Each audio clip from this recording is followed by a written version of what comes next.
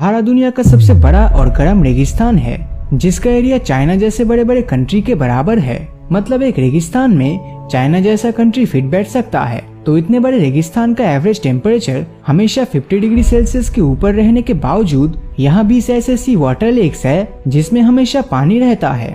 Sahara desert को देखकर ऐसा लगता है जैसे ये मंगल ग्रह का हिस्सा हो। तो ये रेगिस्तान रेत और पत्थर से ढका होने के चलते शायद आपको लग रहा होगा कि सहारा पहले से ही ऐसा था, लेकिन हकीकत कुछ और ही है। आज से कुछ 40 करोड़ साल पहले सहारा एकदम हरियाली से भरपूर था और उसी के साथ यहाँ बहुत बारिश भी होती थी। लेकिन धरती के नीचे मौजूद टेक्टोनिक प्लेट्स के मूवमेंट के चलते जब एटलस पर्वत का जन्म हुआ तो उस समय यही पर्वत दीवार बनकर उत्तर से आ रही हवा को सहारा डेजर्ट में एंटर करने से रोक के रखा और ऐसे ही धीरे धीरे करके सहारा ड्राई होकर रेगिस्तान में तब्दील हो गया। जब जियोलॉजिस्ट एल्बर्ट फिलिक्स यहाँ के रेत में खुदाई की तब उन्हें एक 33 फीट लंबे और 5.5 टन वजनी डायनासोर्स के फॉसिल मिले जो कुछ 80 करोड़ साल पुराना था। ये डायनासोर्स मैंसोरोसॉरस यानी कि शाकाहारी था।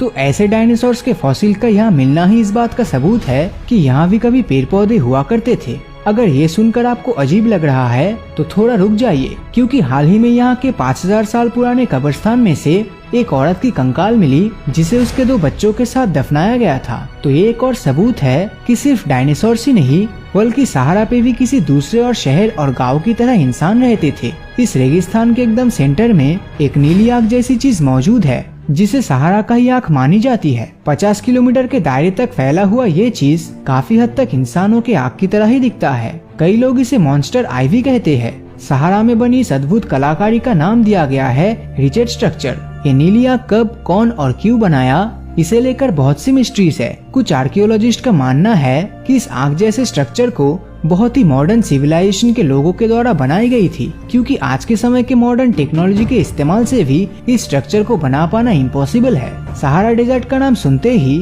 हमारे दिमाग में रेत से भरी रेगिस्तान की तस्वीर ही सामने आती है, मगर यहाँ एक छोटा सा हिस्सा ऐसा भी है जहाँ साल 2016 में जोरदार रेनफॉल हुआ था। ये जगह एनसीफ्रा के नाम से जानी जाती है जो कि अल्जीरिया में स्थित है। अगर आप इन तस्वीरों को देखेंगे तो लाल रेत के ऊपर बर्फ के चादर बहुत ही खूबसूरत और रेयर दिखते हैं। लगातार बरसते बर्फ की वजह से उस समय इस इलाके में 16 इंच तक मोटे लेयर्स के बर्फ जम गए थे, जो शायद आप में से बहुत ही कम लोग जानते हैं। साइंटिस्ट के मुताबिक दुनिया का सबसे बड़ा और गर्म रेगिस्तान सहारा हर 41,000 साल बाद हरियाली से भरी घास के मैदान और जंगलों में बदल जाती है। और तो और हम में से ज्यादातर लोगों के पास सिर्फ यही जानकारी है कि सहारा सिर्फ एक ही देश के अंदर मौजूद है, मगर 92 लाख स्क्वायर किलोमीटर के एरिया में फैला हुआ सहारा डेजर्ट कुल 11 देशों के ऊपर से गुजरा है। सहारा रेगिस्तान का जो एरिया है वो हमेशा चेंज होता रहता है, जो कि अपने आप में ही एक मिस्ट्री है। पिछले 100 साल में ये रेगिस्तान और भी 9 लाख स्क्वायर किलोमीटर के एरिया तक फैल चुका है।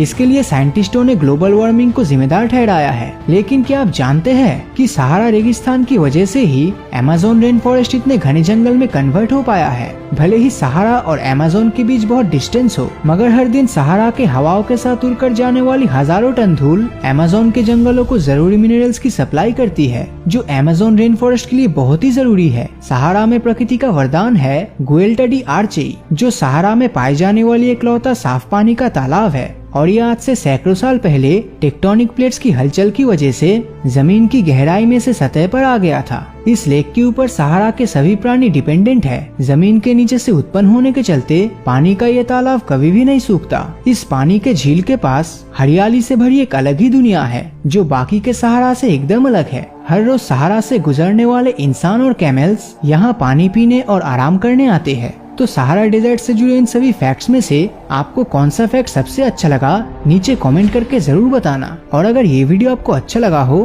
तो इस वीडियो को लाइक और अपने दोस्तों के साथ शेयर करना मत भूलना।